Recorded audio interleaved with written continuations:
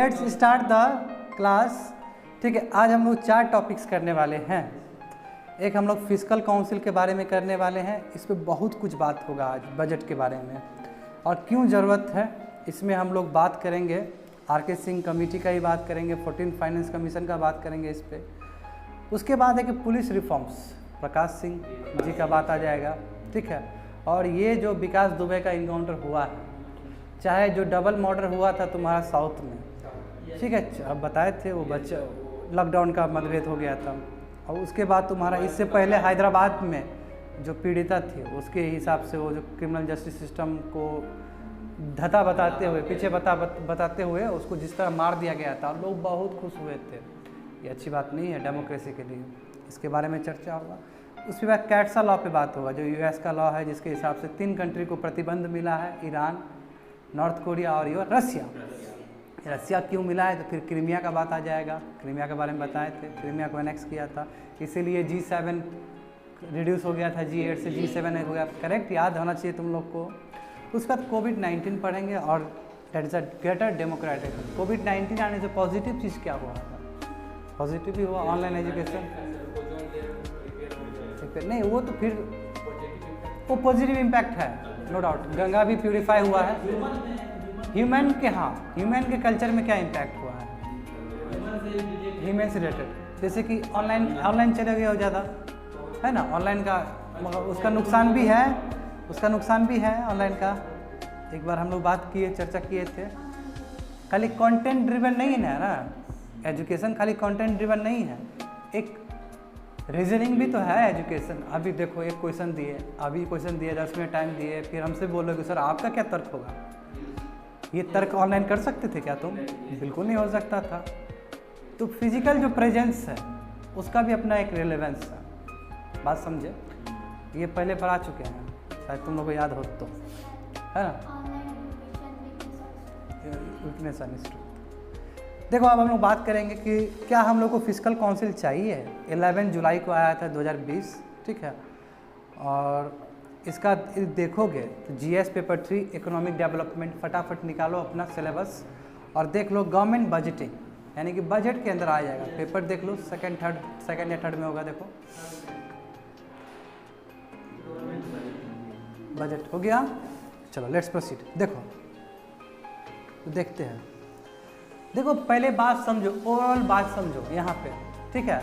ये बात छोड़ दो, मत देखो वहाँ पे, बात समझो कि हुआ क्या है, फिस्कल काउंसिल क्या होता है और फिस्कल काउंसिल का क्या आवश्यकता है अभी मॉडर्न डेज में। इसके लिए तुमको ये समझना होगा कि क्या क्या त्रुटि है फिस्कल प्रूडेंस में। प्रूडेंस मतलब क्या, एक्टिविटीज़ में जो भी है फिस्कल से रिलेटेड। देखो बजट में सबसे बड़ा लूपहोल्स क्या है कि बजट में हम लोग का कैश अकाउंटिंग बजट होता है। कैश अकाउंटिंग बजट मतलब हुआ कि जितना हम दे रहे हैं उसका कैश लिखा आता है कि इतना कंसोलिडेटेड फंड ऑफ इंडिया से हम इतना पैसा ले रहे हैं और इतना खर्च करेंगे यहाँ पे। जो चीज़ कर्ज में चल रहा है उसके बारे में कभी भी बजट में नहीं रहता है। एग्जाम्पल समझो इसका एग्जाम्पल एक समझो कि लेट से हमको फूड प्रोक्योर करने में एफसीआई फूड प्रोक्योर करती है, फूड कॉर्पोरेशन ऑफ इंडिया, उसको 5 लाख करोड़ की आवश्यकता है, 5 लाख करोड़ का आवश्यकता है। बहुत ज़्यादा लगता है फूड प्रोक्योर करने में। लेट से एक एग्जाम्पल दे रहे हैं, तो बजट से हम केवल पास किए हैं 2 लाख करोड़।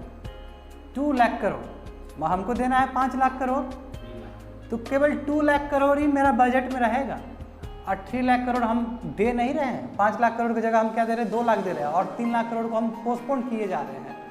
तो वो लूपहोल्स आ गया, वो तो बजट में पूरी तरह से पिक्चर ही नहीं है।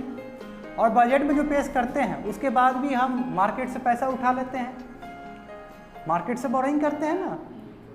जो मार्केट से बोरिंग करते हो तो वो तो बजट में दिखता ही नहीं है। तो कैश बेस्ड अकाउंटिंग जो बजट है वो बहुत बड़ा लूपहोल्स है और ये चीज़ को कोई सबसे ज़्यादा उठाया है पार्लियामेंट में तो वो शशि थरूर है, ठीक है। और वहाँ से वो बोले कि कैश बेस्ड अकाउंटिंग बजट नहीं होना चाहिए, क्या होना चाहिए, एक्रूअल बेस्ड अकाउंटिंग सिस्टम होना चाहिए। एक्रूअल मतलब क्या होता है, बात समझो। एक्रूअल का मतलब है कि 5 लाख करोड़ है तो 5 लाख करोड़ का ही पूरी तरह से जानकारी होना चाहिए आपके बजट में। इसे एक कॉम्प्रिहेंसिव आइडिया मिलेगा, ठीक है। एक बात समझे कि कैश बेस्ड अकाउंटिंग सिस्टम को रिप्लेस करना चाहिए एक्रूअल बेस्ड अकाउंटिंग सिस्टम। ये त्रुटि। दूसरा त्रुटि देखो, जो CAG का रिपोर्ट है ना, नेशनल ऑडिटर है जी, है ना, controller and auditor general of India. अब विनोद राय इसके बहुत बड़े नाम थे, जो कि BCCI का अध्यक्ष भी बने थे जब BCCI इसको बीच में धड़ल्ले से रख दिया गया था, है ना। फिर उसके बाद ना गांगुली को नियुक्त किया गया और शाह को लाया गया, उसका बेटवा को लाया गया गुजरात के डर से उठा के, है ना। अजीत शाह ब्रिलियंट है वो आदमी। हाँ, गुजरात में बहुत काम कर चुका है, गुजरात में सौराष्ट्र रीजन में क्रिकेट में। ये मत समझना कि उसको कुछ नॉलेज नहीं है, उसको नॉलेज है। लोग तो बोलते हैं नेपोटिज्म है, हम मानते हैं नेपोटिज्म है, धरने से दिख रहा है, टैलेंट भी था उसके अंदर, ठीक है ना। ये भी तो एक साइड कोइन मत दिखाओ, दोनों साइड दिखाओ, ठीक है ना, बात समझे ना, दोनों साइड दिखना चाहिए। दोनों मीडिया दोनों एक्सट्रीम लेवल पे चला गया है, कोई एक साइड दिखाए कोई एक साइड, दोनों साइड कम मीडिया दिखाता है। अब तो ललन टप पे भी कुछ शक होने लगा है हमको, ठीक है। किसी का बात 100% हम नहीं मानते हैं, चाहे सौरभ द्विवेदी क्यों ना हो, ठीक है ना, मानते हैं उसको, बहुत अच्छा है, मगर जिस तरह उसका एक प्रोजेक्शन है वो सुशांत को लेके, सुशांत का मर्डर केस को लेके उसने थोड़ा पार्शलिटी किया है, ठीक है ना, मेरा ठीक है, ठीक है, थोड़ा ठीक है, अभी उस पर बात करेंगे बाद में, ठीक है, छोड़ो। ये इसलिए उठ जाता है क्योंकि थोड़ा दिक्कत है मीडिया को लेकर अभी इंडिया में। देखो तो क्या बात की है कि जो CAG रिपोर्ट होता है बाबू, उसमें कुछ नहीं है, जो हम बोल रहे हैं इतना समझ जाओगे तो ये मोर देन इनफ है, जितना दिया गया उससे मोर देन इनफ तुमको बता रहे हैं, समझने का प्रयास करो। इसका हम पहले का भी ईयर्स का जोड़ रहे हैं। एक क्या बोले, एक्रूअल बेस्ड होना चाहिए बजट। दूसरा देखो कि CAG रिपोर्ट को बहुत इंपॉर्टेंट मानना चाहिए पार्लियामेंट में। CAG रिपोर्ट क्या है, वो ठीक से पोस्टमार्टम रिपोर्ट कहा जाता है उसको, कि बाद में आप देखते हैं कभी कभी बहुत इफेक्टिव साबित होता है, कभी कभी उतना रेलेवेंस नहीं होता है। तो CAG जो रिपोर्ट अपना प्रेसिडेंट को सौंपता है पार्लियामेंट में, उस पर भी एक बहुत कम्प्रहेंसिव अप्रोच होना चाहिए, ताकि उसका रिपोर्ट और ऑथेंटिकेट हो सके और सरकार को एक तरह से एक रिस्ट्रिक्शन मिल सके कि आप बॉरोइंग फालतू का नहीं कर सकते। समझ में आ गया। तीसरा देखो, तीसरा क्या है कि जो FRBM एक्ट था 2003 का, जानते हो, फिजिकल बजटरी रिस्पॉन्सिबिलिटी एक्ट जो था, ठीक है, अभी आएगा थोड़ी देर में, 2003 में लाया गया था। उसमें हम क्या बोले थे कि हमको ड्रॉप करके 3% ऑफ GDP जाना है। कहीं बताया था FRBM के बारे में? नहीं बताया है। अच्छा तो हमको बहुत बताना पड़ेगा, बहुत कंसंट्रेट होकर सुनो खाली, ठीक है ना। FRBM एक्ट 2003 में लाया गया था। इसके हिसाब से क्या है कि आप जो फिजिकल डिफिसिट जो आप मार्केट से बोरो करोगे वहाँ से मार्केट जो उठाओगे, GDP का सर्टेन परसेंटेज ही होना चाहिए। 3% आपको करना है। उस समय क्या 6% होता था, 7% होता था, जो कि अच्छी बात नहीं है। सिंपल बात समझो। अब इस चीज़ को हम थोड़ा सा माइक्रो इकोनॉमिक एक्टिविटीज़ में बताते हैं। यदि तुम्हारे पापा जी बहुत ज़्यादा कर्ज लिए तो आगे जाके तुम सफ़र करोगे, बिल्कुल करोगे। यदि अभी का सरकार बहुत ज़्यादा कर्ज उठाती है तो आने वाले समय में पब्लिक सफ़र करेगा टैक्सेस के थ्रू। जैसे वेनेजुला में केस हुआ है, जैसे जिम्बाब्वे में केस हुआ, जैसे पाकिस्तान का क्लासिकल केस है, समझ रहे हो। यही इसी को बोलते हैं फिजिकल डिफिसिट। यही चीज़ को रिड्यूस करने के लिए FRBM एक्ट आया था 2003 में। और इसका उद्देश्य क्या था कि जो फिजिकल डिफिसिट होगा, देखो फिजिकल डिफिसिट मतलब क्या होता है, हम लोग का कंट्री एक मिक्स्ड सोशलिस्ट इकोनॉमिक कंट्री है, मिक्स्ड इकोनॉमी है, जहाँ पे कैपिटलिस्ट और सोशलिस्ट दोनों फीचर्स है। इकोनॉमी याद करो। अब इसमें होता क्या कि हम लोग ज़्यादा खर्च करते हैं, कमाने से ज़्यादा हम लोग खर्च करते हैं। इसलिए खर्च करते हैं क्योंकि इंडिया में ऐसा बहुत सारा सेक्टर है जहाँ पे हमको सब्सिडी देना पड़ता है, चाहे नेशनल फूड सिक्योरिटी एक्ट के तहत देना पड़े, चाहे फर्टिलाइजर के थ्रू देना पड़े, चाहे गरीब कल्याण योजना टाइप का देना पड़े, है ना, प्रधानमंत्री जन धन योजना, बहुत तरह का योजना है जहाँ पे दिखता है कि इंडिया एक सोशलिस्ट कंट्री है। जब इंडिया सोशलिस्ट कंट्री है तो उसका फिजिकल डिफिसिट ही जाएगा, यानी कि कमाने ज़्यादा ये खर्च करेगा ताकि सब तबके को वो मेन स्ट्रीम में जोड़ सके। बात समझे। इसका मतलब ये भी नहीं हुआ कि तुम बहुत ज़्यादा खर्चा करो, बहुत ज़्यादा खर्चा करोगे तो कर्ज बढ़ेगा और डेप्ट होगा, जाके कर्ज बढ़ेगा, इसी को बोलते हैं पब्लिक डेप्ट। पब्लिक डेप्ट बढ़ेगा तो बाद में पीपल सफ़र करेगा उस चीज़ का। जैसे पाकिस्तान का एक क्लासिकल एग्जांपल है, नवाज शरीफ बहुत पैसा लिए, इमरान खान भुगत रहा है उस चीज़ को, है कि नहीं है? इमरान खान कितना भुगत रहा है, इसलिए तो चाइना और ज़्यादा टेरिटोरी को ऑक्युपाई कर रहा है, क्योंकि आफ्टर ऑल मनी का बात होता है। मनी हार गए, मनी बहुत कर्जा हुए, जमीन हथियाली आ जाएगा। गिलगित बल्तिस्तान पास हो रहा है, China Pakistan economic corridor $46 billion का, ग्वादर पोर्ट हट गया, तो फिर व्हाट इज दिस? समझ में आ गया ये चीज़? तो इसमें कहा जा रहा है कि जो फिजिकल डिफिसिट है वो कम होना चाहिए। मगर दुर्भाग्य की बात क्या है कि बढ़ रहा है। एनके सिंह कमेटी भी बोलते हैं कि कम होना चाहिए। एक्स्ट्रा ऑर्डिनरी सिचुएशन में केवल आप उस क्लॉज का वायलेट करिए 3% का, मगर ऐसा कुछ 3% तो हम अचीव ही नहीं किए अभी तक। सबसे बड़ी बात है कि अचीव ही नहीं कर पाए अभी तक हम, और खाली 3% निकलता है। हर साल हम उसको पोस्टपोन कर देते हैं, और इस साल का तो बातें छोड़ो, 2020 वाले केस तो तुम्हारा इस बार तो 6-7% जाने वाला है। बात समझे? यहाँ पे कंट्रोल करने की आवश्यकता है, यानी कि FRBM एक्ट के तहत हमको फिजिकल डिफिसिट करना होगा, मार्केट से पैसा उठाना होगा। होप सो समझ में आ गया? समझ में आया चीज़? अब देखो, अब ये जाएंगे एडिटोरियल, तो अब ये समझ सकते हो, एक ग्राफ देखो वहाँ पे कि फिजिकल डिफिसिट कैसे बढ़ा है। देखो 19 और 20 में क्या है, 4.6 है, दिख रहा है तुम लोग को? देखो उससे पहले 18-19 में 3.4 था, मगर हमको कितना चाहिए? 3 चाहिए। देखो 14-15 में 4.1 था, 15-16 में 3.9, देखो 3 नहीं हुआ कभी। 18-19 में हम 3% लिए थे, मगर जब हम एस्टिमेट किए, बजट खत्म होने के बाद एस्टिमेट किए तो पता चला कि वो 3 को पार कर दिया। और 19-20 में 4.6 हो गया, और 20 और 21 में समझो कितना हो जाएगा जब आएगा इसका, तो ये लगभग चल जाएगा बाबू 6.5 से ऊपर चला जाएगा, क्योंकि कितना खर्च हुआ है इस बार। और उसके बाद अलग से डिजास्टर है, फ्लड है अलग से, आसाम में फ्लड है, बिहार में फ्लड है, अलग अलग जगह पे अलग अलग प्रॉब्लम्स हो रहे हैं।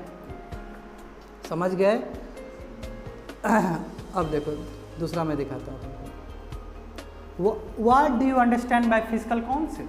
फिजिकल काउंसिल क्या है? देखो, तो यहाँ पे लोग कहते हैं कि जितना भी फिजिकल से रिलेटेड है, यानी फिजिकल मतलब ट्रांजैक्शन, जो पैसा जो आप करते हैं, लगाते हैं मार्केट में, या पैसा से जितना भी लेन देन वाला चीज़ होता है, इस चीज़ के लिए एक इंडिपेंडेंट काउंसिल होना चाहिए, एक इंडिपेंडेंट बॉडी होना चाहिए, and that must be termed as your physical council. और फिजिकल काउंसिल ये चीज़ को इंडिपेंडेंट काम करे, इंडिपेंडेंट जितना काम करेगा उतना ही हम लोग अकाउंटेबिलिटी मेंटेन कर पाएंगे, कितना खर्च कहाँ क्या हो रहा है। एक पक्ष का मानना है ऐसा, एक पक्ष का मानना है कि फिजिकल काउंसिल होना चाहिए, और इसका रिकमेंडेशन देखोगे, एनके सिंह कमेटी ने भी अपना रिकमेंडेशन दिया था कि फिजिकल काउंसिल होना चाहिए। उससे पहले भी बहुत सारे कमेटी फॉर्म हुए थे, वो भी बोले थे कि फिजिकल काउंसिल इंडिया में होना चाहिए। मगर एक और भी स्कॉलर्स का थॉट है, वो बोलते कि नहीं, इंडिया में बहुत सारा मैकेनिज्म है, उसको ही आप स्ट्रेंथ कर दें तो फिजिकल काउंसिल की आवश्यकता नहीं है। और वही स्ट्रेंथ क्या है? कैश बेस्ड इकोनॉमी बन जाना, उसको चेंज करके एक्रूअल बेस्ड बनना, CAG का रिपोर्ट को तगड़ा बना देना, FRBM एक्ट को ठीक से मानना। यदि आप ये सब चीज़ कर ले रहे हैं तो आपको फिजिकल काउंसिल की आवश्यकता नहीं है। तो डिबेट है दोनों स्कॉलर्स के बीच में, समझ में आ रहा है ना? तो अब ये समझो कि फिजिकल काउंसिल का मतलब क्या है, जो कि अभी इंडिया में आया नहीं है, जो बात चल रहा है। देखो फिजिकल काउंसिल क्या होगा? एक परमानेंट एजेंसी होगा जिसके अंदर इंडिपेंडेंट फंक्शन होगा करने के लिए। गवर्नमेंट का फिजिकल प्लान्स को वो चेक कर सकता है कि क्या क्या गवर्नमेंट ने फिजिकल प्लान्स यानी कि फाइनेंशियल रिलेटेड क्या क्या काम किया, वो इंडिपेंडेंटली स्क्रूटिनी कर सकता है। स्क्रूटिनी समझते हो? चेक कर सकता है, ठीक है। और माइक्रो इकोनॉमिक सस्टेनेबिलिटी के ऊपर वो प्रोजेक्ट कर सकता है कि क्या हो रहा है, जीडीपी का ग्रोथ क्या है, कितना आपका जीडीपी इन्फ्लेशन हो रहा है, डिफ्लेशन हो रहा है, कंज्यूमर प्राइस इंडेक्स कितना बढ़ रहा है, ये सभी चीज़ वो चेक कर सकते हैं। ये नहीं कि गवर्नमेंट के डेटा पे हम रिलेट करें। गवर्नमेंट का डेटा जानते हो कि कितना ट्रांसपेरेंटी नहीं है कि नहीं है? मोदी जी के तो उसमें लगा है ये चीज़। और पब्लिक डोमेन में अपने फाइंडिंग्स को रख सकते हैं। That is all about your क्या है, फिजिकल काउंसिल।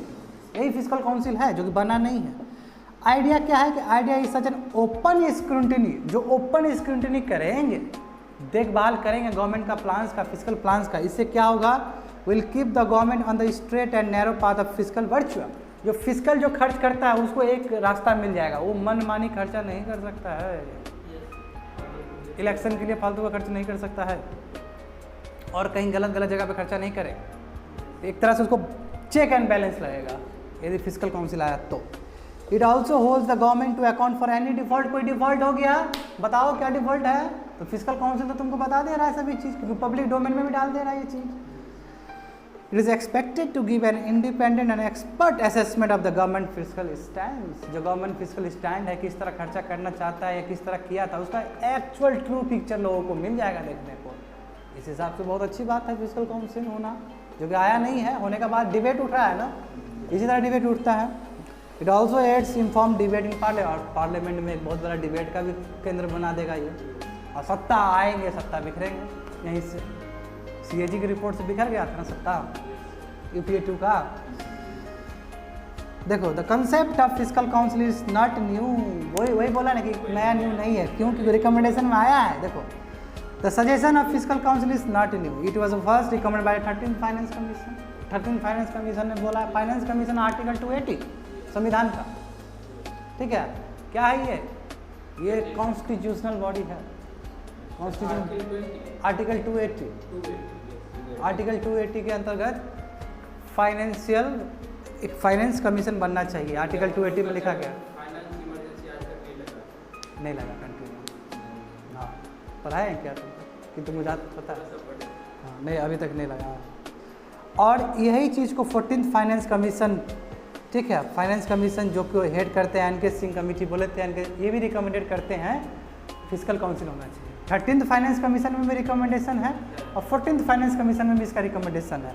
साथ साथ fiscal responsibility and budget management review committee, ठीक है, ये भी एनके सिंह ही हेड करते हैं। एनके सिंह जज थे सुप्रीम कोर्ट का, तुम लोगों को पता होना चाहिए।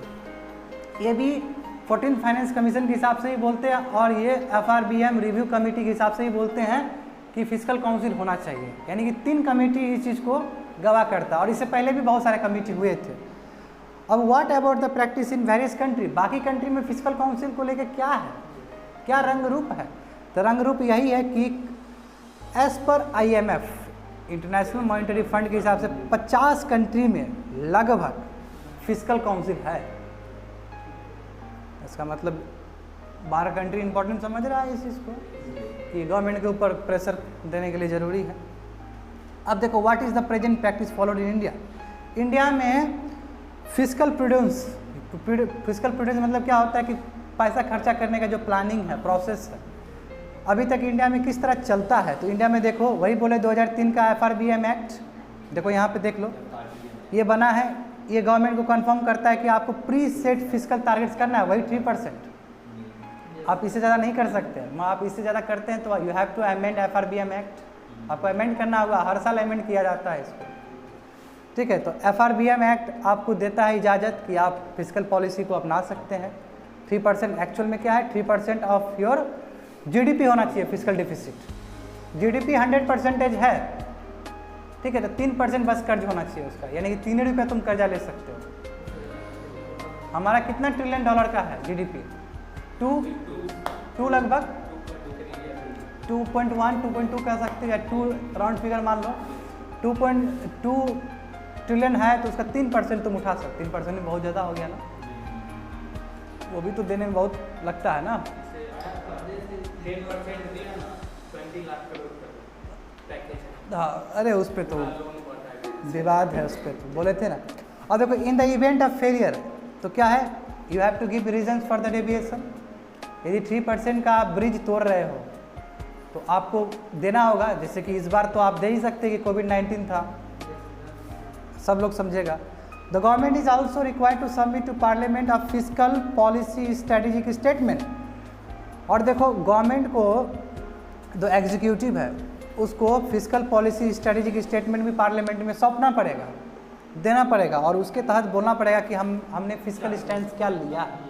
क्रेडिबिलिटी मेंटेन करने के लिए, क्रेडिबिलिटी मेंटेन करना मतलब क्या है कि हमने जो किया वो सही किया है और इसमें आप इस स्टेटमेंट में देख सकते हैं। स्टेटमेंट मतलब एक डॉक्यूमेंट्स में देख सकते हैं और वही डॉक्यूमेंट का नाम क्या है, फिस्कल पॉलिसी स्ट्रेटेजिक स्टेटमेंट। बात समझ में आया? ये हम लोगों के पास एग्जिस्टिंग मैकेनिज्म है ताकि फिस्कल स्टैंड्स को हम देख सकें। और फिस्कल काउंसिल भी बनाने की बात कर रहे हैं ताकि ये सभी चीज़ खत्म हो के एक सिंगल ऑर्गेनाइजेशन ये सब चीज़ को करे। समझे बात को। What is the model suggested by the FRBM review committee for physical council. जो तुम्हारा FRBM रिव्यू कमेटी बोले ना, जिसको NK सिंह कमेटी, वो NK सिंह हेड कर रहे थे और इन्होंने भी फिजिकल काउंसिल आने का बात किया। ये बोले कि ये क्या सुझाव दिए हैं, ये सुझाव ये दिए कि फिजिकल काउंसिल बनना चाहिए, और फिजिकल काउंसिल बनने के बाद क्या क्या चीज़ पे ध्यान देना चाहिए, तो making multi year physical projection. Multi year physical projection होना चाहिए कि इस साल हम 3.5% है तो अगले साल हम 3% ऑफ डिफिसिट होगा मेरा, यानी कि मल्टी ईयर है प्रोजेक्शन। 2020-21 में इतना होगा, 22-23 में इतना होगा, 23-24 में ऐसे होगा। मल्टी ईयर प्रोजेक्शन है, समझ में आ रहा है ये चीज़। मैं कभी तुम लोग को विस्तार रूप से NK सिंह कमेटी का रिकमेंडेशन सब पढ़ाऊंगा, तो उसमें ये सभी चीज़ आएंगे। 19-20 का, 20-21 का, 22-23 का, 25 तक का जिक्र होगा। तो फिजिकल काउंसिल में इसी तरह का अरेंजमेंट होना चाहिए, ऐसा NK सिंह कहते हैं। दूसरा देखो, प्रिपेयरिंग फिजिकल सस्टेनेबिलिटी एनालिसिस। क्या है कि आप जिस तरह फिजिकल खर्च करिएगा तो कितना सस्टेनेबल है, कितना उचित है, उसका एनालिसिस करिए। आज देखो, मान लो कि 10 रुपया हम लगा दिए मार्केट में, कितना हम सही लगाए हैं वो भी जानना चाहिए। ये नहीं कि बेकार का हम रेलवे ट्रैक बना दिए हैं बस इलेक्शन जीतने के लिए। होता है ना ऐसा इंडिया में कि बना दिए रेलवे ट्रैक, बना दिए, वोट हमको ही दो। अब वोट दे दिए, फिर रेलवे ट्रैक वहाँ पे वो आके बकरी चराएगा अपना वहाँ बैठ के। इस तरह का नहीं होना चाहिए, समझे ना, इस तरह का बात नहीं होना चाहिए। तो प्रिपेयरिंग फिजिकल सस्टेनेबिलिटी एनालिसिस भी होना चाहिए। थर्ड क्या है, providing an independent assessment of the central government physical performance. Independently आपका जो एग्जीक्यूटिव खर्च कर रहा है, सेंट्रल गवर्नमेंट खर्च कर रहा है, उसका चेक हो। तो फिजिकल काउंसिल यही तो है, पहले ही बता चुके हैं, ठीक है। और कंप्लायंस विद फिजिकल रूल्स, जो फिजिकल रूल्स है उसके साथ कंप्लायंस हो, जो FRBM एक्ट के हिसाब से है, जो तुम्हारा जो CAG रिपोर्ट के हिसाब से होना चाहिए, उसके साथ कंप्लायंस होना चाहिए। ये नहीं कि कुछ अलग ही तरीके से मेथड से कर रहे हो, तो वहाँ पे भी फिर गवर्नमेंट का इंटरफेरेंस हो जाएगा, दिक्कत है। You have to obey by with your physical rules regulations, ठीक है। Recommending suitable changes to physical strategies to ensure consistency of the annual financial statement. क्या होना चाहिए, चेंजेस का भी अवेलेबिलिटी होना चाहिए उसके अंदर, ताकि जो तुम एनुअल फाइनेंशियल स्टेटमेंट जो गवर्नमेंट तुम पार्लियामेंट में तुम पेश करते हो, उसके साथ भी वो कॉन्सोनेंस हो, इन ट्यून हो, यानी कि हर एक रूल्स और रेगुलेशंस को ये देखते हुए ये काम करें।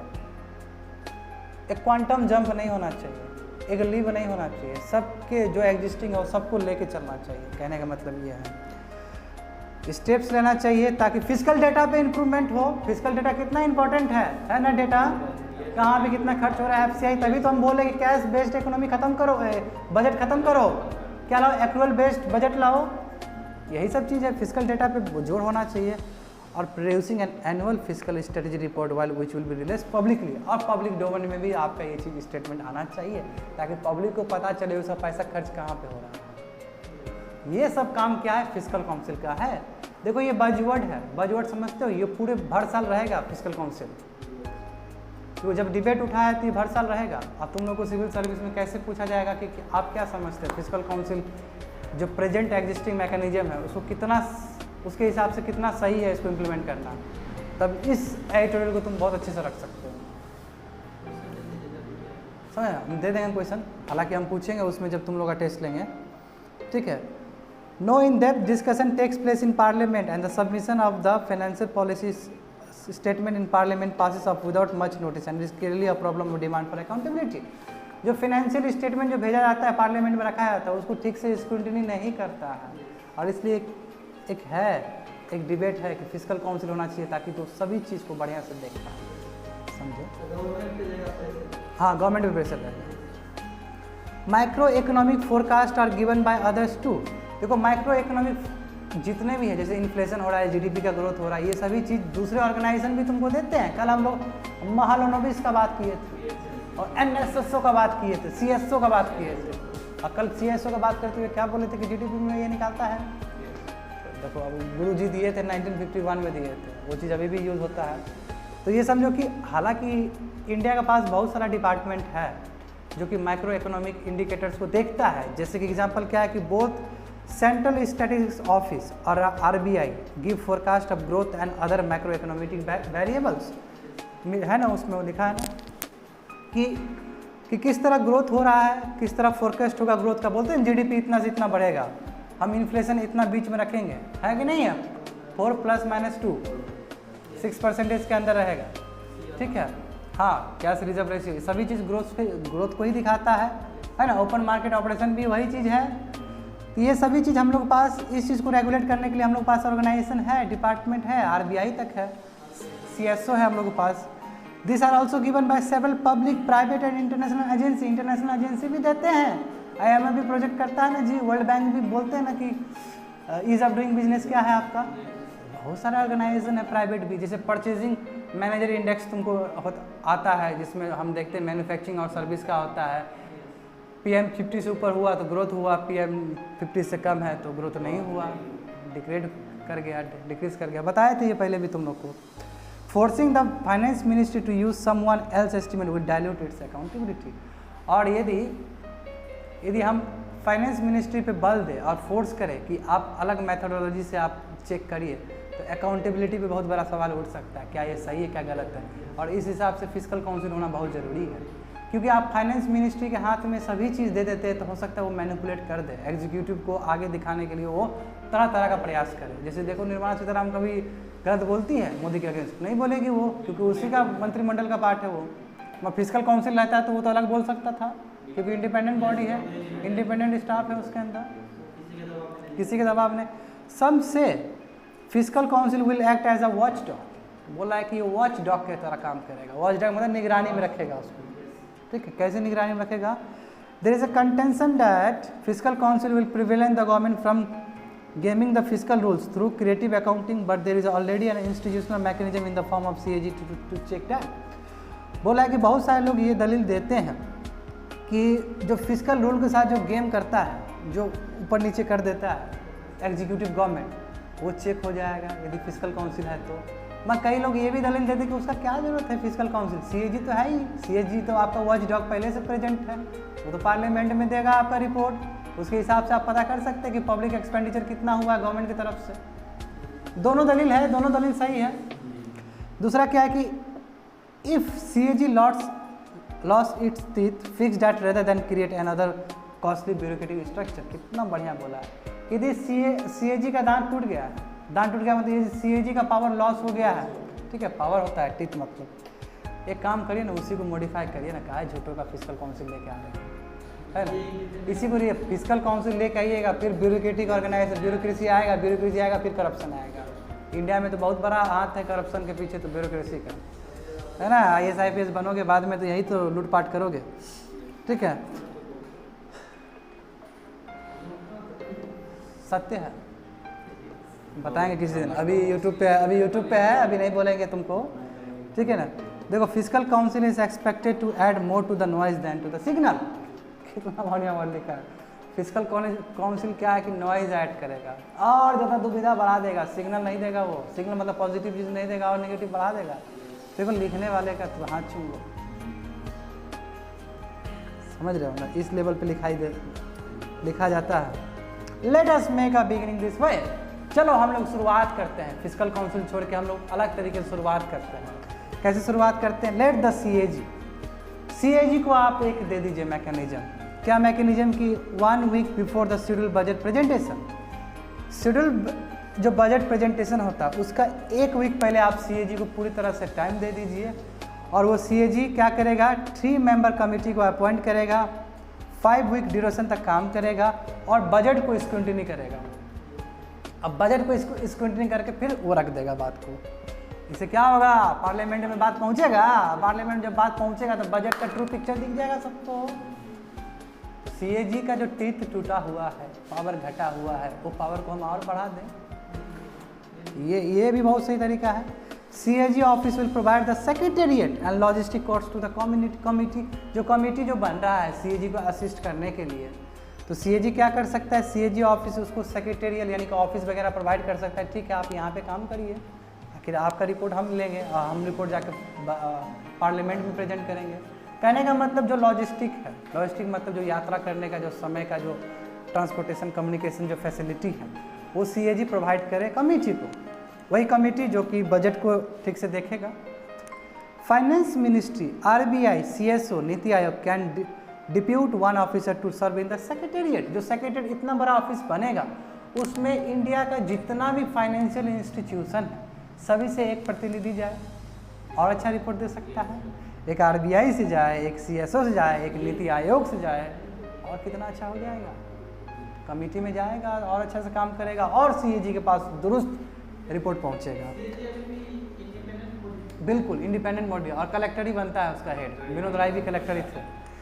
ठीक है, the committee will be warned after submitting its report. तो कमेटी का क्या है, कमेटी खत्म हो जाएगा जब रिपोर्ट सौंप देगा और वो पार्लियामेंट में CAG जाके दिखा देगा, अपना प्रेसिडेंट को दे देगा। Bureaucratic expansion is one way street and government should be wise before expanding such entities. Bureaucratic, इसका मतलब देखो, इसका समझने का मतलब ये है कि ब्यूरोक्रेटिक का जो एक्सपांसन है वो अच्छी बात नहीं है और गवर्नमेंट को बार बार सोचना चाहिए। तो फिस्कल काउंसिल लाने से पहले भी 20 बार मंथन होना चाहिए, क्योंकि ब्यूरोक्रेटिक सेटअप करेंगे तो फिर करप्शन का बात आ जाएगा। पहले से ये ऑर्गेनाइजेशन तुम्हारे पास प्रेजेंट है, तो इसका क्या काम है ना, इसका क्या काम है? बात समझे, ये पहला था, यही बोले ना, ये थोड़ा सा पेचीदा है। समझ में आया? इकोनॉमिक्स है, economics is all about very different thing from other subjects. चलो दूसरा बात करते हैं। इंडियन एक्सप्रेस से आया है, 13 जुलाई का है। ठीक है, 13 जुलाई का है। क्या है ऊपर में ब्रॉड टॉपिक क्या दिया गया है? क्या ऊपर देखो, ऊपर क्या था, हम लोग जो बात किए थे हेडलाइंस में क्या था, ये पुलिस रिफॉर्म्स के बारे में, करेक्ट। देखो ये तुम्हारा आया 13 जुलाई इंडियन एक्सप्रेस में। इसमें हम लोग देखते हैं, और देखो इंटरनल सिक्योरिटी है ना जी, पुलिस रिफॉर्म्स आएगा तो इंटरनल सिक्योरिटी का बात होगा। फटाफट उठा के देखो पेपर, GS पेपर 3 देखो, various security forces and their agencies and their mandate, कहाँ पे है? पेपर 3 देखो, इंटरनल सिक्योरिटी में होगा। कोमल कहाँ है तुम्हारा? 18 नंबर। ठीक थे, नहीं इंटरनल ठीक है वो, ठीक है, समझ गए बात को? तुम भी देख लिए कोमल, सिलेबस भूल कैसे जाते हैं यार, हमको ये समझ में नहीं आता है। देखो हमारे पुलिस रिफॉर्म बहुत दिक्कत, देखो आप तुमको बताते हैं, इतना दिक्कत है ना। FIR करने जाओगे, हमारा एक दोस्त है, पुलिस दोस्त है, ऐसे तो बहुत सारा है मगर एक क्लोज है, SP है गाजीपुर का, बताए थे कभी तुम लोग को, साथ ही पढ़े थे। हाँ SP गाजीपुर, उत्तर प्रदेश। हाँ गए हो, सदैव यादव नाम उसका। ठीक है, अब देखो सुनो, मैं बताता हूँ उसको, तो उससे कभी मेरा बात हुआ था तो हम बोले थे कि यार तुम वो FIR ठीक से दर्ज करता है कि नहीं करता है? बोला कि देख आज हम तुमको दिल खोल के बोलते हैं, होता क्या है। ठीक है, FIR नहीं करता है, इसलिए नहीं करता है क्योंकि नाम खराब होता है कि क्राइम बढ़ रहा है। इसका मतलब ये तो नहीं होना चाहिए, FIR आप कम दर्ज करेगा तो इसका मतलब ये तो नहीं है क्राइम ख़त्म हो गया। ठीक है, ये भी चीज़ यहाँ पे आएगा बात। ठीक है, इसलिए मैं उससे रिलेटेड बात कर रहा हूँ। और देखो जो तुम्हारा ये वाला हैदराबाद का जो केस हुआ था, जहाँ पे 4 लड़के को मार दिया गया था जो क्राइम किए थे, अब क्या हुआ कि वहाँ पे एक फैसिलिटी है 0 FIR का भी। जानते हो 0 FIR होता है, सुने हो?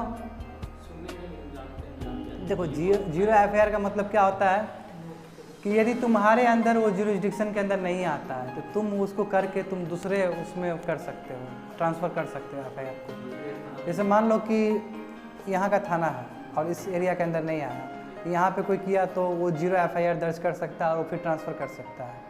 गजब बात है, पुलिस लोग को भी पता नहीं है कि 0 FIR क्या होता है। एक्सीडेंट हुआ मेरा घर के बगल का ही था, तो वो गया केस करने, तो बोला क्या ये मेरे थाना के अंतर्गत नहीं आता है, ये नगर था, तो वो नहीं लिया इसका केस। 0 FIR बोलते कि 0 FIR सुने हो आप? खुद नहीं जानते, हमको क्या पता। वो आया तो हम उन लोगों से पूछे, बोले FIR नहीं किए, तो बोले कि यहाँ गए थे, बोला कि ये मेरे अंदर में नहीं आता, फिर वो छोड़ दिया। पता नहीं है, उसको बोलना चाहिए कि 0 FIR जानते हैं पुलिस को, अपने आ जाएगा वो, समझा? रगड़ देना। और अभी जो पॉइंट है ना, 2-3 पॉइंट और रख लो, उसमें और तुमको रगड़ना है। 2-3 पॉइंट और इम्पोर्टेंट है, ठीक है। आज तुमको बहुत कुछ सीखने को मिलेगा। और यदि FIR दर्ज नहीं करता है, नहीं करेगा ना, सुबह आया था पेन कार्ड देने मम्मी का, तो बोला 20 रुपया पोस्ट वाला लिखा हुआ है नहीं, लिखा हुआ है नहीं, भैया लिखा हुआ नहीं है कहीं 20 रुपया, खुदा से छोड़िए मत दीजिए। अच्छा बेवकूफ बनाते हैं। देख लो। चलो तो तुम्हारा ये रिसेंट रिपोर्ट्स देखो, रिसेंट इवेंट देखो भारत में, और इससे तुमको पता चल जाएगा पुलिस रिफॉर्म्स क्यों ज़रूरी है। डबल मर्डर हुआ था तमिलनाडु में, बताए थे बहुत पहले। डबल मर्डर मतलब पुत्र का और पिता का, लॉकडाउन से रिलेटेड, हाँ ये हुआ। दूसरा क्या कि depraved behaviour towards women who came to complain in UP में जो कंप्लेन करने के लिए आ रहे थे, तो उसके साथ बिहेवियर सही नहीं हुआ। ये दूसरा केस। 4 alleged escapes gun down by the police in Telangana में जो हैदराबाद का जो केस हुआ था। और father torture to death before his 10-year-old son, उसके सामने हुआ था टर्चर, उत्तर प्रदेश में मार दिया गया था। और ये विकास दुबे का इनकाउंटर हुआ है। ये सभी तुम्हारे पास इंस्टेंट्स हैं जहाँ पे दिखाता है कि पुलिस में कितना गड़बड़ी है, यानी कि criminal justice system. You can debate with your मौसी जी, पूरी तरह से लॉ का चीज़ है ये, ठीक है। तो क्रिमिनल जस्टिस सिस्टम हमारे भारत में घट चुका है, ख़त्म हो चुका है, समझे। तो चलो NCRB का रिपोर्ट भी देख लेते हैं एक बार। NCRB क्या है? National crime report bureau. उसका रिपोर्ट देखते हैं कि भारत में किस तरह चला है। यदि NCRB का रिकॉर्ड्स देखेंगे तो 853 यानी कि 850 से भी ज़्यादा कस्टोडियल डेथ हुआ है, प्रिजन में डेथ हुआ है लोगों का 2010 से लेके 2018 तक, यानी कि 8 साल में लगभग 800 से लोग ज़्यादा मरे। बहुत मैसिव है। कस्टोडियल डेथ नहीं होना चाहिए, क्योंकि तुम सोचो कि यहाँ पे हम लोग कभी भी क्रिमिनल को क्रिमिनल नहीं देखते हैं, हम लोग उसको रिफॉर्मिस्ट देखते हैं, और उसका भी अधिकार है। तभी तो ह्यूमन राइट्स कमीशन बना है, बात समझे ना। और 70 of them took place in 2018 loan. 2018 में तो बहुत ज़्यादा कस्टोडियल डेथ हुआ है, और इस पर सुप्रीम कोर्ट बार बार आता है, अपना वर्डिक्ट सुनाता है, समझे ना। मगर होता कुछ नहीं है। अरे यहाँ पे तो कुछ हो जाए तो मार देगा तुमको ले जाके, उसके बाद सब शांत, ठीक है। और देखो वहाँ नेशनल ह्यूमन राइट्स कमीशन क्या बोलता है कि गलत रिपोर्ट है NCRB का। एक्चुअली 1500 से भी अधिक डेथ हुआ है ना, नीचे वाला, हाँ 1500 से भी अधिक, ठीक है। इसको राउंड फिगर में देखो, 1500 से भी अधिक ऐसे डायरेक्ट बोलते हैं, ये डेटा नहीं देखते हैं डायरेक्ट, ये सब बोलते हैं हाँ मोर देन 1500, बात खत्म। अब देखो encounter is pre mediated murder. अब सुप्रीम कोर्ट क्या बोलता है इसके ऊपर? सुप्रीम कोर्ट का फैसला है। देखो इनकाउंटर कर दिए हो, है ना। विकास दुबे का था इनकाउंटर, तो जानते हो कितना फर्जी वाला इनकाउंटर था। जानते हो ना। एक और मित्र उसको पकड़ के ले गया, बोला कि हम गाड़ी से नहीं जाएंगे, हेलीकॉप्टर से जाएंगे, क्या पता मेरा गाड़ी पलट जाए।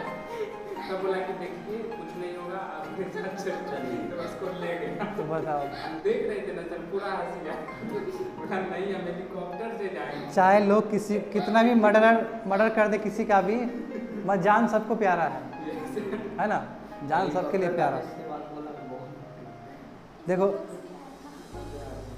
समझो कि सुप्रीम कोर्ट क्या कहता है। सुप्रीम कोर्ट ने क्लियर किया है कि यदि कोई रिपोर्टेड इनकाउंटर है तो FIR मस्ट रजिस्टर होना चाहिए पुलिस के अगेंस्ट, ठीक है। And the matter proved independently, और उसके बाद इंडिपेंडेंट कमेटी बनना चाहिए उसको चेक करने। विकास दुबे के ऊपर भी यही बात हुआ कि इंडिपेंडेंट बनाइए आप।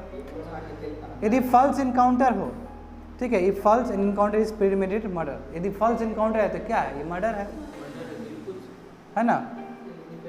अब देखो यहाँ पे यही देखो, वही हम अपना दोस्त का बता रहे थे गाजीपुर का, देखो यहाँ पे मैच कर जाएगा।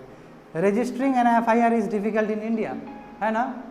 रजिस्टर करना FIR डिफिकल्ट है इंडिया में। कैसे? देखो not registering complaint is another problem है, मोर सो फॉर वुमेन के लिए बहुत ज़्यादा क्राइम है वुमेन के लिए, ठीक है ना। द गवर्नमेंट चेंज, और गवर्नमेंट ने 2013 में UPA 2nd में इस लॉ को चेंज किया था, और क्या बोला था कि यदि कोई पुलिसमैन रजिस्टर को कंप्लेंट नहीं कर सकता तो हो सकता है वो 2 ईयर का सेंटेंस उसको हो जाए। बाबू ये चीज़ रख लेना, यही बोले तुम सीखोगे। कोई तुम्हारा नो FIR कर देना, नो FIR के लिए नो FIR के बारे में और तुम जान लेना नेट से पूछ के, ठीक है। 0 FIR, जिसको 0 FIR उसका डिटेल्स निकाल लेना। और कोई FIR नहीं करता है तो बोल देना कि 2 ईयर्स का आपको भी हो सकता है। 2013 में एक्ट पास हो गया, ये एक्ट कौन सा है वो भी तुम पता करके लिख के रख लेना और सभी को अवेयरनेस देना। ये क्राइम रजिस्ट्रेशन जो भारत में है, देखो बात समझो, 2018 के सेंसस के हिसाब से क्या है कि 1 लाख पे क्राइम रजिस्ट्रेशन कितना हुआ, मात्र 350 प्लस हुआ है। वही US में देखोगे तो 1 लाख के ऊपर कितना रजिस्ट्रेशन हुआ है क्राइम रजिस्ट्रेशन, 25,000 हुआ है, यानी कि 25% सॉरी 2500 पर लाख आदमी रजिस्टर कर ले रहा है। और इंडिया में 1 लाख में तुम्हारा 400 भी नहीं कर पा रहा है। और उसी के डेटा के बेसिस पे हम लोग कह देते हैं कि US में बहुत ज़्यादा क्राइम है। अरे US में क्राइम है मानते हैं, मगर रजिस्ट्रेशन करता है, कंप्लेंट जो रजिस्ट्रेशन का होना चाहिए वो हो जाता है वहाँ पे, इंडिया में नहीं होता है। तो यही बोला है कि इन इंडिया देखोगे पुलिस टू पॉपुलेशन रेशियो क्या है कि 1 लाख पॉपुलेशन के लिए है ना, 1 लाख है, मात्र 158 पुलिस प्रेजेंट है। तभी तो लॉकडाउन उतना इफेक्टिव नहीं है, जो कि सबसे वर्स्ट है वर्ल्ड का। समझे बात, वर्ल्ड का सबसे वर्स्ट है क्योंकि पुलिस कम है एज कम्पेयर टू पॉपुलेशन। अब देखो what is the effect of the man power deficit, जो मैन पावर का कमी है पुलिस पावर में, हाँ इसका कमी क्या दिक्कत होता है, तो इसका दिक्कत यही है कि man power deficit turns into perpetual inefficiency, इसे इनएफिशिएंसी आ जाता है सिस्टम में, कैसे इतना क्राइम संभाले। यानी मैन पावर होना जरूरी है ना पुलिस फोर्स में। दूसरा क्या है, they contribute to low conviction rates and long incarceration for the poor who overcrowd the jails. क्या बोल रहा है कि जो जेल्स में लोग सरे जा रहे हैं, ठीक है वही है, और जेल ओवरक्राउड हो जा रहा है। और जो गरीब सरता कौन है, गरीब आदमी सरता है, अमीर तो उनका बेल में निकल जाएगा। Grievances radiation only on paper, जो ग्रीवांसल मैकेनिज्म है कि हाँ ये सब ठीक कर देंगे, सब पेपर पे ही है एज पर द ऑथर, ये इम्प्लीमेंट नहीं होता है। क्या है कि बहुत सारे डिसिप्लिनरी मैकेनिज्म इंटरनली है, अंदर भी है, आउटसाइड तुम्हारे पास कोर्ट है। Every state has human rights commission भी है, सब स्टेट एक नेशनल ह्यूमन राइट्स कमीशन भी है और स्टेट भी है। मगर स्टेट में कोई ढंग का नहीं है, थोड़ी देर में बताएंगे हम तुमको, ठीक है। स्पेशल इंटरेस्ट बॉडी भी है, जैसे schedule caste and schedule tribes वाला भी बॉडी है, वुमेन का भी है, माइनॉरिटी कमीशंस भी है ना। Some states have the police complaint authorities भी है ना, अलग से। पुलिस तो है ही, साथ में कंप्लेंट अथॉरिटीज़ भी है, मगर सब ये पेपर पे है, वही बोला है इसलिए कि सब रेडिएशन मैकेनिज्म सब पेपर पे है। अब देखो यही तुम्हारा state human rights commission are the sinecures for the aged people के लिए, जो बूढ़े लोग के लिए एक क्या है, दिखाने के लिए कि भाई हम तुम्हारे लिए लॉलीपॉप है, मतलब तुम्हारे लिए हम वो करने वाले हैं, होता कुछ नहीं है। इसी वर्ड को बोलते हैं सिनेक्योर्स, ठीक है ना। दिखने में लगता है कि बाप रे बाप हमारे लिए बहुत कुछ करेगा, मगर स्यूडो है, स्यूडो मतलब झूठा है। तो देखो several of this bodies are under staffed and under resourced, जितने भी स्टेट ह्यूमन राइट्स कमीशन है उसमें स्टाफ है ही नहीं, चेयरमैन है ही नहीं, तो कैसे बनेगा वो तुम्हारा कमीशन। दूसरा देखो आंध्र प्रदेश में क्या है कि कोई चेयरपर्सन ही नहीं है, कोई मेंबर ही नहीं है। आप बताओ आंध्र प्रदेश ऐसा जगह इतना डेवलप। गुजरात, बिहार, छत्तीसगढ़, केरला, तमिलनाडु में देखोगे तो state human rights commission function with acting chairs के साथ करता है और कोई उसका मेंबर्स भी नहीं है, पूरी तरह से फंक्शनल ही नहीं है, कहने का मतलब ये है। Root and branch repair is needed, इसलिए जो पुलिस पब्लिक रिफॉर्म्स है, पुलिस रिफॉर्म से ज़रूरी है। प्रकाश सिंह का जो बात है पहुंचा है सुप्रीम कोर्ट में, उसको जरूरी है उसको इम्प्लीमेंट करना।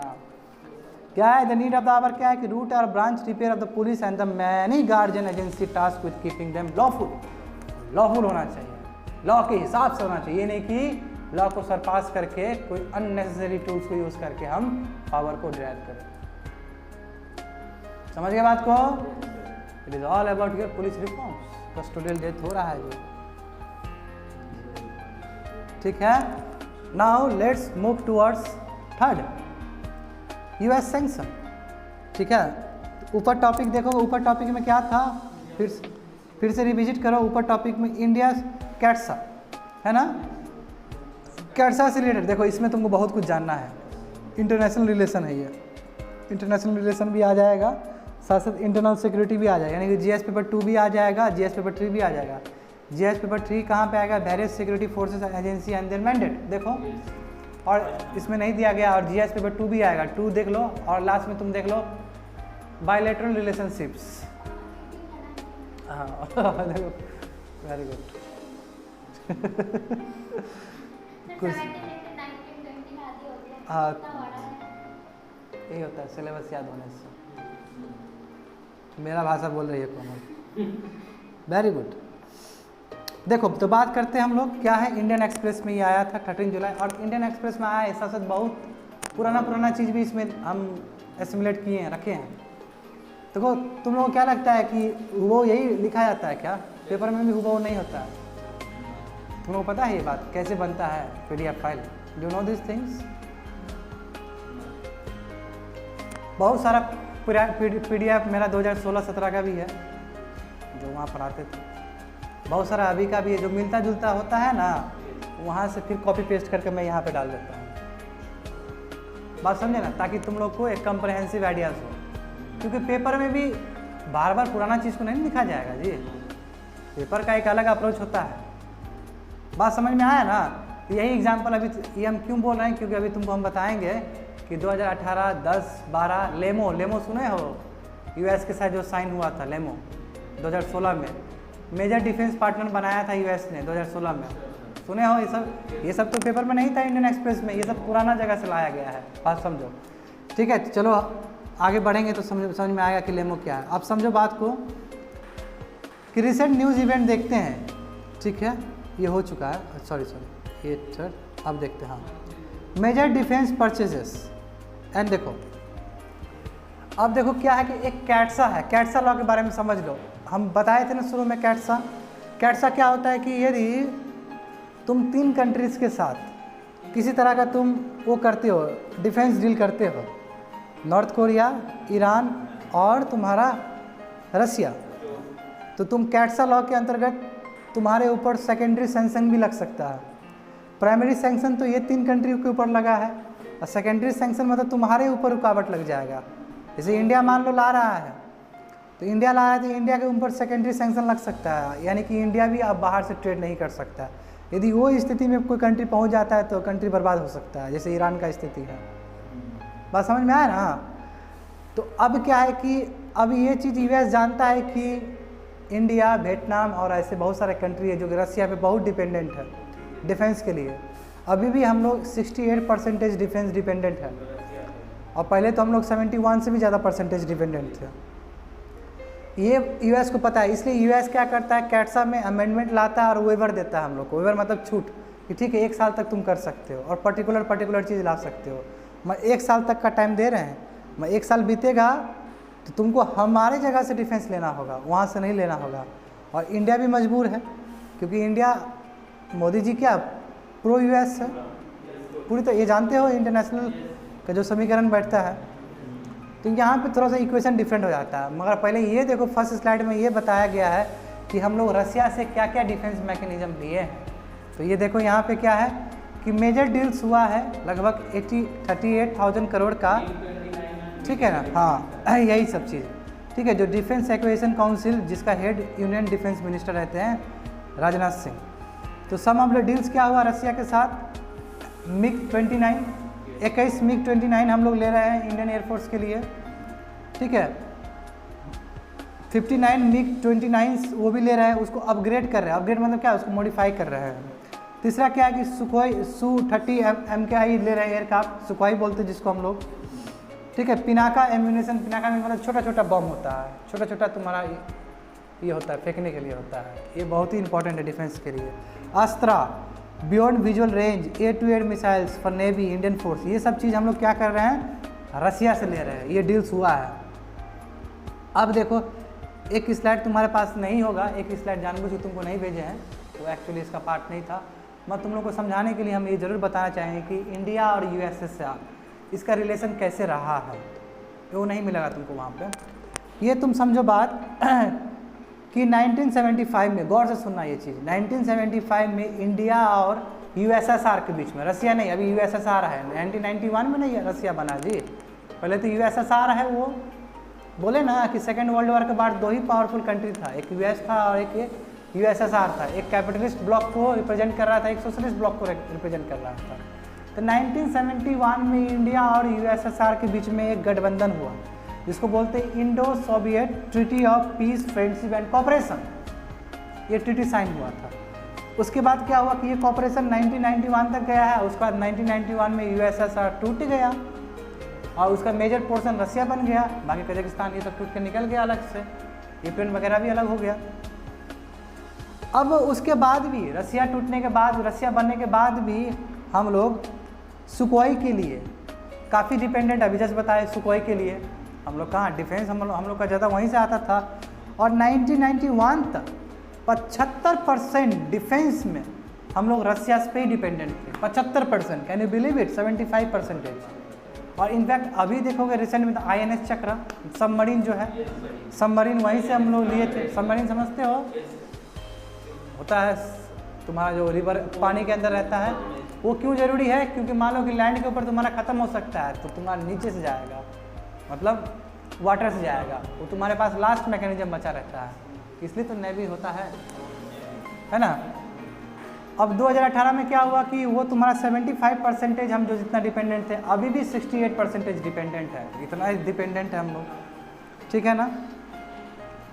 अब देखो, अब तुम्हारा आ जाएगा कैट्सा से रिलेटेड। क्या जानते हो तुम कैट्सा के बारे में? Countering American advisories through sanction act, CAATSA. तुमको डिटेल नहीं पढ़ना है, कैट्सा पढ़ोगे इट्स सफिशिएंट। कैट्सा क्या है कि कैट्सा देखो, कैट्सा रसिया को क्यों, पहले क्या था, नॉर्थ कोरिया था और तुम्हारा ईरान था, मगर फिर कैट्सा लॉ के हिसाब से फिर रसिया को भी डाला गया। रसिया को क्यों कैट्सा लॉ के अंतर्गत वो किया गया है, रिस्ट्रिक्ट किया गया? क्योंकि कारण यही है कि US इलेक्शन जो 2016 में हुआ था, जहाँ पे डोनाल्ड ट्रंप जीता था, तो कहता है कि बहुत बड़ा हाथ है रसिया का, ये जानते हो तुम लोग, है ना। कहा जाता है ना, ये बस एलाइज्ड है, एलाइज मतलब खाली आरोप लगाया जाता है, सिद्ध नहीं हुआ है। एक कारण, दूसरा क्या कि यूक्रेन के ऊपर बहुत हावी हो गया था, वही क्रीमिया वाला चीज़ बताए थे तुम लोग को, क्रीमिया को एनेक्स कर लिया था और ह्यूमन राइट्स वॉलेशन होता है बहुत ज़्यादा। ये 3-4 पैरामीटर के हिसाब से बोलता है कि कैट्सा के अंदर जाओ रसिया भी आएगा। यानी कि अब रसिया के साथ कोई दूसरा कंट्री डिफेंस के लिए करता है तो उसके ऊपर प्रतिबंध लग सकता है, कोई भी चीज़ डिफेंस रिलेटेड, हाँ इंडस्ट्री से नहीं, डिफेंस से रिलेटेड, हाँ, मगर थोड़ा सा इकोनॉमी भी है, प्राइवेट सेक्टर में भी कर सकता है, मगर एक्चुअल में डिफेंस हम लोग को क्या चाहिए, डिफेंस ही हम लोग का, हम लोग ज़्यादा डिफेंस में क्या क्या अभी जस्ट बताएं 65%। अब देखो ये क्या है, US कांग्रेस ने 2017 में पास किया था और ये क्या बोला गया था कि ये यही कहा गया था कि किसके ऊपर है, ईरान के लिए है, रशियन फेडरेशन के लिए, नॉर्थ कोरिया के लिए है, फॉर अदर पर्पजेस ऑल्सो, वही डिफेंस रिलेटेड, और साथ साथ कुछ कुछ प्राइवेट के ऊपर भी लगा है। ये करेक्ट बात है, प्राइवेट के ऊपर भी लगता है कुछ ही कुछ, तो कह सकते हो ये लोग को बाइकआउट कर देना है, ये तीनों कंट्री को पूरी तरह से बाइकआउट करना है। ये चाल है US का, हाँ FATF, जैसे ग्रे लिस्ट ब्लैक लिस्ट वाला जो है। कैट्सा फैसिलिटेट सेकेंडरी सैंक्शन, वही बोले ना सेकेंडरी सैंक्शन, सेकेंडरी सैंक्शन मतलब यदि इंडिया कर रहा है तो इंडिया के ऊपर भी लग सकता है प्रतिबंध।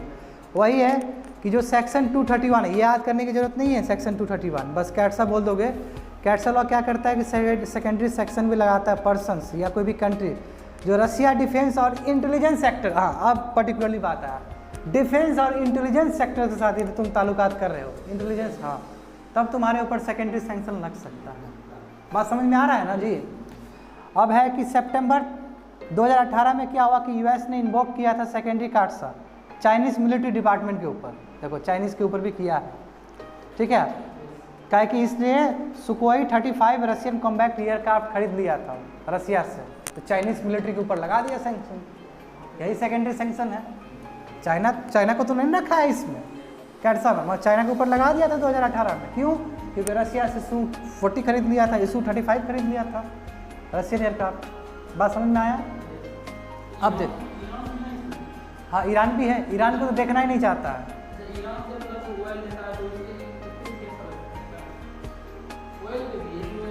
तभी तो देखते नहीं, इंडिया और ईरान का रिलेशन खराब हो गया है, जान रहे हो ना। तभी तो हम लोग अब जो पोर्ट बनाने, चबहार पोर्ट बनाने वाले थे, लगभग हाथ से निकल चुका है वो। इराक से लेते हैं, सऊदी अरब, उसके बाद ईरान, ठीक है। देखो India US relation depend in recent time. अब क्या है कि रिसेंट टाइम में US और इंडिया का रिलेशन बहुत ज़्यादा बढ़ा है, जानते हो ये चीज़ तुम लोग कैसे? देखो एक समय में 2008 में हम लोग US आर्म्स जीरो लेते थे, नियर जीरो था, कुछ नहीं लेते थे। 2019 में देखो $15 बिलियन का लिए हैं, बहुत ज़्यादा लिए हैं, ठीक है। इंडिया देखो वही बोले 2016 में इंडिया को घोषित कर दिया गया था मेजर डिफेंस पार्टनर, बोले जस्ट तुम लोग को, ठीक है। और granted strategic trade authority tyre, इसको बोलते STA1 स्टेटस, ST1 स्टेटस मिला है 2018 में इंडिया को। इससे क्या होता है, इससे क्या होगा कि इंडिया और डिफेंस टेक्नोलॉजी में और आदान प्रदान कर सकता है, क्योंकि US तो बहुत पावरफुल है ना, बहुत अच्छा डिफेंस है, बहुत अच्छा इंटेलिजेंस है उसके पास। वो चीज़ हमारे पास आ जाएगा तो हम बहुत कुछ जान लेंगे, ऑपरेशन होगा, समझ रहे हो ना बात को। और यही बोले थे कि देखो यही चीज़ हम दूसरी जगह से लाए हैं। देखो इंडिया US रिलेशन पोस्ट 2000 के बाद कैसे समीकरण बदला है इंडिया और US में, ठीक है। देखो 2002 में, देखो ये तुम जब पेपर लिखोगे तो ये बैकग्राउंड में लिख सकते हो, बहुत अच्छा तुमको नंबर देगा ये। 2002 में एक ट्रीटी साइन हुआ था जिसको बोलते हैं GSOMIA, यानी कि general security of military information agreement, यानी कि मिलिट्री से रिलेटेड इन्फॉर्मेशन हम शेयर करेंगे 2002 में। उसके बाद हम लोग 2005 में एक डिफेंस फ्रेमवर्क एग्रीमेंट साइन किए थे UPA गवर्नमेंट 2-1 में, ठीक है। इसके हिसाब से क्या है कि इसके हिसाब से जो एक्सक्लूडेड कैटेगरीज ऑफ टेक्नोलॉजी है, जो टेक्नोलॉजी हम ट्रांसफ़र नहीं कर सकते वो भी ट्रांसफ़र करेंगे इंडिया और US के बीच में, यानी कि और कॉपरेशन होना शुरू हो गया।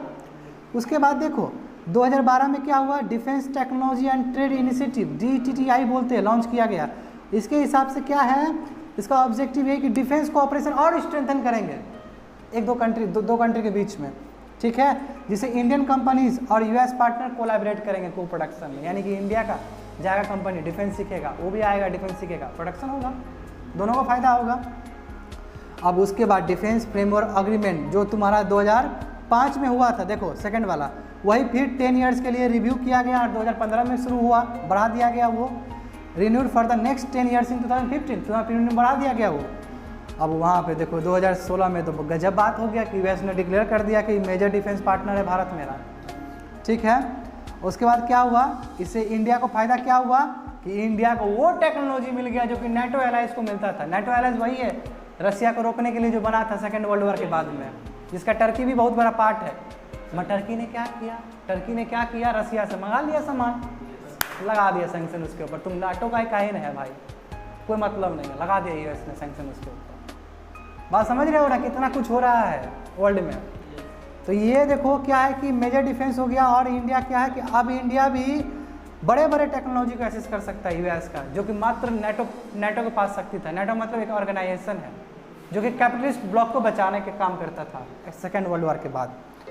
अब देखो लेमो साइन हो गया, logistic of exchange of memorandum of agreement. ये क्या है कि लॉजिस्टिक, यानी कि जो तुम्हारा जो एसेट है, बेस है, यहाँ एयर बेस है मेरा, मान लो कि एयरफोर्स का बेस है और US में एयरफोर्स का बेस है, यूज़ कर सकते हैं। डेवलपमेंट नहीं कर सकते, बना नहीं सकते हैं, जैसे हम्बन टोटा में बनाए उस तरह नहीं बना सकते, यूज़ कर सकते हैं। यूज़ करना भी बड़ी बात है ना। जैसे मान लो कि हम्बन टोटा श्रीलंका में, चाइना ने तो उसको बना लिया ना, 100 साल का लीज में ले लिया, वैसा वाला बात नहीं है। ये लेमो मतलब क्या है, ये भी 2016 में साइन किया गया, समझो। ये करंट अफेयर में पूछ 2017 का पेपर का है क्वेश्चन, प्रीलिम्स में पूछा गया था ये। लेमो क्या है, इसलिए हम बोले कि थोड़ा समझो बात को, ये पूरी तरह से इंटरनेशनल रिलेशन है, इस पे 2 क्वेश्चन पूछा जाएगा सिविल सर्विस में। तो लेमो जो है, लेमो में क्या है कि आप अपने बेस को, ठीक है, आप अपने बेस को यूज़ कर सकते हैं। जैसे मान लो कि चाइना को काउंटर करना है US, तो इंडिया का बेस को यूज़ कर सकता है। मान लो इंडिया को उधर काउंटर करना है तो US का बेस को यूज़ कर सकता है। यही लेमो है। उसके बाद कोमकासा सुने थे शायद तुम लोग कि नहीं सुने हो। कोमकासा भी साइन हुआ। कोमकासा क्या है, interoperability between the forces. Interoperability मतलब क्या है कि इंटर ऑपरेशन, जो इंटेलिजेंस सिक्योरिटी से जो इन्फॉर्मेशन है रिलेटेड, उससे रिलेटेड खुफिया एजेंसी सब, ये एक दूसरे को सिक्योरिटी देगा। मान लो कि टेरर अटैक होने वाला है, हमको मिल जाएगा इन्फॉर्मेशन वहाँ से, अच्छी बात है ना, ये ज़रूरी था। और उसके बाद यही बोले ना अभी स्ट्रेटेजिक ट्रेड ऑथराइजेशन 1 ऊपर बोले थे, ये हम लोग क्या करेगा, export control for high technology product sales to country. और इससे क्या हुआ कि हाई टेक्नोलॉजी में हम को प्रोडक्शन कर सकते हैं। ये तुम्हारा एक क्रोनोलॉजी है कि US के साथ हम कैसे गए हैं। ये 20 बार पढ़ाएंगे ना एक साल में, दिमाग में बैठ जाएगा, रटने की जरूरत नहीं है, 20 बार पढ़ाएंगे तो। अब देखो व्हाट अबाउट द वेबर, हम बोले ना कि कैटसा जब है तो कैटसा तो अब प्रतिबंध तो लगा दिया, यदि आप उसके साथ आप रसिया के साथ लेंगे तो आप पे सेकेंडरी सैंक्शन लग जाएगा। मैं ये भी जानता है यूएस वाला कि इंडिया तो हैवीली डिपेंडेंट है आज़ादी के बाद ही, तो अचानक तो इसके ऊपर कैटसा नहीं लगा सकते, उसको वेबर मिलना चाहिए, वेबर मतलब छूट, तो वही है छूट क्या है, समझे ना। What about the weber law pass by the US, वही है कि यूएस कांग्रेस ने पास किया था कैटसा वेबर ये फिजिकल ईयर 2019 में, ठीक है। किस लिए पास हुआ है कि Congress required the president to certified the waiver was among other things in US national security interest. अब क्या बोला गया कि यूएस साइन कर देगा तो ऑथेंटिकेट हो जाएगा, क्यों, क्योंकि देखो नीचे, क्योंकि countries like India, Vietnam, Indonesia ये ह्यूजली डिपेंडेंट था, हिस्टोरिकली डिपेंडेंट था रसिया पे अपना डिफेंस के लिए। अब देखो what about the recent purchase by India from Russia, Russia से रिसेंट परचेज क्या किए हैं कैटसा आने के बाद भी जो वेबर के अंदर आ जाता है। तो देखो अक्टूबर में 2018 में इंडिया ने क्या किया, $5.4 बिलियन का long range surface to air missile खरीदे थे हम लोग, ठीक है।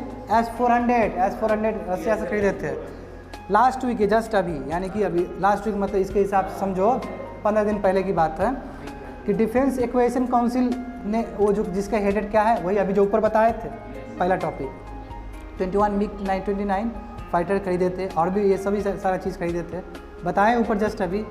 तो क्या है वेबर मिल गया हम लोग को सभी। Just look at what happened to Turkey, Turkey के साथ क्या हुआ देखो यहाँ पे लिखा गया है, देख लो।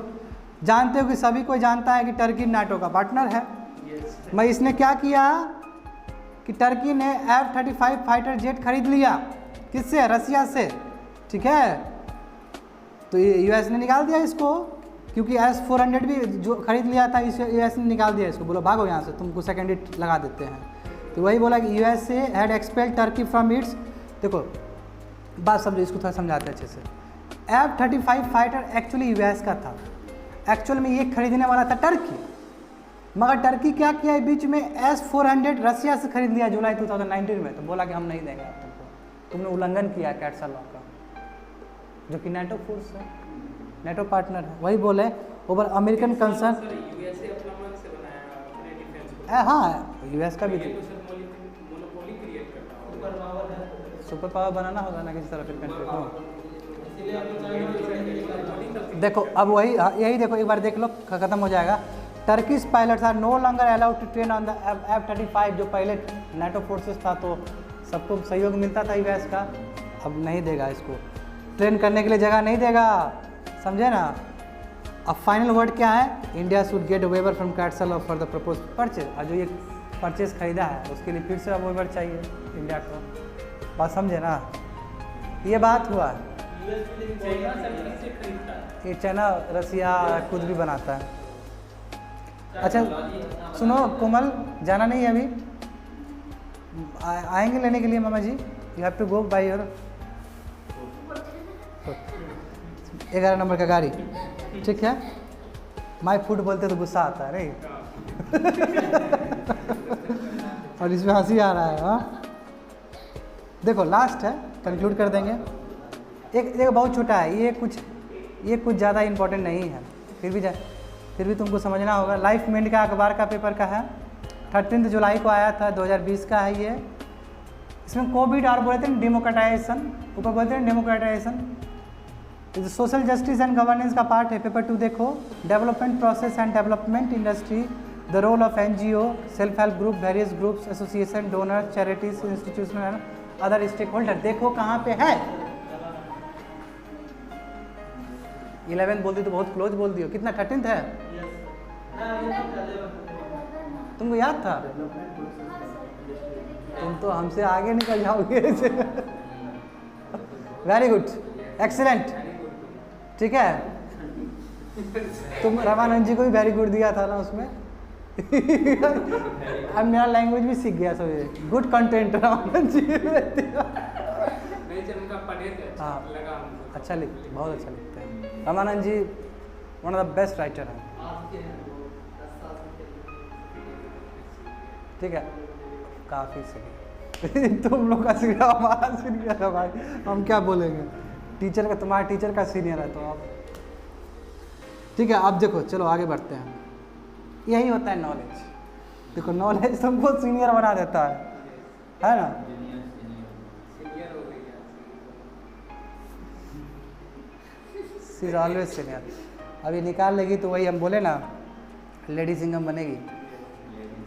ठीक है, अब देखो एक, अच्छा तुम लोग ये जानते हो कि क्लास 12 का जब एक पढ़ रहे थे तुम लोग चैप्टर, तो मैग्नेटिक इफेक्ट में, मैग्नेटाइजेशन में हिस्टैरिसीस लूप याद है? तुम क्या साइंस से पढ़े हो ना बैकग्राउंड? ऐसे ग्राफ था, ऐसे था, जब आगे बढ़ाओगे तो ऐसे जाएगा, मैं घटाओगे तो फिर अलग ऐसे आता था ग्राफ, याद है तुम लोग को? देखो हमको अचानक याद आता है ये सब चीज़, क्योंकि ईमानदारी से पढ़े थे क्लास 12, देखो पढ़ाए भी थे। तो होता क्या है समझो, हिस्टैरिसीस इफेक्ट यहाँ पे बात किया जा रहा है। हिस्टैरिसीस इफेक्ट क्या है? देखो हिस्टैरिसीस इफेक्ट मतलब क्या कि टेम्परेरी जो अभी हो रहा है कोविड-19, ये टेम्परेरी है, परमानेंट तो नहीं रहेगा, एक दिन ख़त्म हो जाएगा, मगर इसका इफेक्ट परमानेंट हो सकता है। इसका इफेक्ट परमानेंट ये हो सकता है कि ऑनलाइन एजुकेशन में इसका इम्पैक्ट पड़ जाए बहुत बड़ा। और अभी ऐसा है कि जो यूपीएससी या कोई बड़ा चीज़ में ऑनलाइन बहुत बड़ा बना लिया तो बहुत नाम हो जाएगा उसका। मानते हो नहीं इस बात को?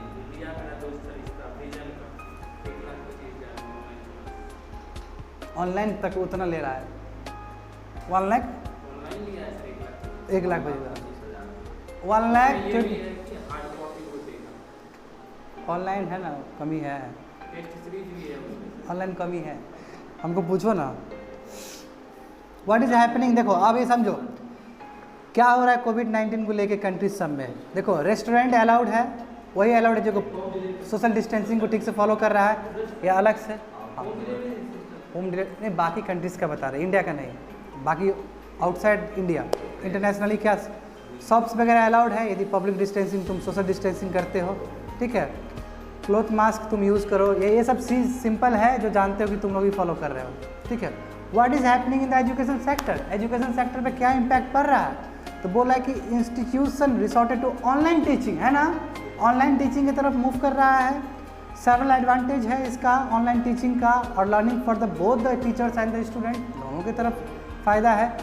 क्वाइट पॉसिबल है कि ऑनलाइन क्लासेस आने वाले समय में नॉर्म ऑफ द डे हो जाए, सभी लोग ऑनलाइन से पढ़ रहे हैं, ऐसा भी हो सकता है, ठीक है। और कई जानकारी ये भी बताते हैं कि it is a quite possible that online classes में will become the norm for the, हाँ कई जानकारी ये बताते हैं इकोनॉमिक्स का फिजिस्ट की हिस्टैरिसीस इफेक्ट होगा, वही हिस्टैरिसीस इफेक्ट टेम्परेरी की वजह से ये परमानेंट इम्पैक्ट दे सकता है। अब यहाँ पे लिखा गया कि हिस्टैरिसीस इफेक्ट क्या है, ये इक्विलिब्रियम है, डिस्टर्ब बाय टेम्परेरी शॉक यानी कि कोविड-19 के हिसाब से टेम्परेरी शॉक लग गया है, मैं इसका जो इम्पैक्ट है लॉन्ग लास्टिंग इफेक्ट हो सकता है, परमानेंट इफेक्ट हो सकता है ऑनलाइन एजुकेशन के फॉर्म में। बात समझे? परफॉर्मिंग आर्ट्स में never be the same again.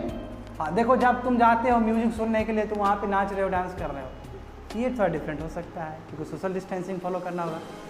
Ticket काटते हो और क्रिकेट मैच देखने के लिए, अब टीवी में अलग साधन से आने लगेगा, तो इसमें बहुत आर्ट्स है ना, आर्टिस्ट लोग का पहचान होता है इससे। इस सब क्षेत्र में अलग अलग डायमेंशन से फर्क पड़ने वाले हैं। तो क्या है देखो, नाउ सीरीज ऑफ कंसर्ट्स वही जहाँ पे नाच गाना वगैरह हो रहा है, लोग झूम रहे हैं, are being held and tickets are being sold for anyone to watch event live and some time afterwards. देख लिए उसका रिकॉर्डिंग है, पैसा दे रहे हो, फिर बाद में देख रहे हो उसी चीज़ को, और अपना लगा के बड़ा साउंड बॉक्स लगा के वो दिए जा रहे हो, रूम ही में डांस कर रहे हो, है ना। जैसे कि 3D पिक्चर 4D पिक्चर देखोगे तो ये इम्पैक्ट तो होता है, डर जाओगे, पसीना निकल जाएगा हाथ से। Such events lose exclusive and they permit an incredible democratization of access to knowledge and culture. इससे एक डेमोक्रेटाइजेशन प्रोसेस होगा, नॉलेज आएगा, कल्चर आएगा, असिमिलेट होगा। तेलुगु भाषा सीख रहे हो नीचे से ऑनलाइन से, बेगूसराय में इम्प्लीमेंट कर रहे हो, जैसे एडमिनिस्ट्रेटर तुम लोग बने थे। What is going to be the new business model, last है देखो क्या होगा, तो टू टायर वर्ल्ड बन सकता है इससे।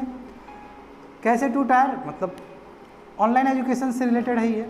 इन द परफॉर्मिंग आर्ट्स में क्या हो सकता है, फ्यूचर में हाईली प्रिविलेज ऑडियंस तुमको मिल सकते हैं एक तरफ, with the resources to travel, जो पैसा है जिसके पास वो ट्रैवल कर सकते हैं, हाई कॉस्ट को वॉच कर सकते हैं इस तरह, और सोशल डिस्टेंस को फॉलो कर सकते हो। ऐसे लोग आके कॉन्सर्ट अटेंड कर रहे हैं, और ऐसे भी लोग हैं जो कि नहीं पैसा नहीं है जिसके पास, तो वो ऑनलाइन देख रहे हैं।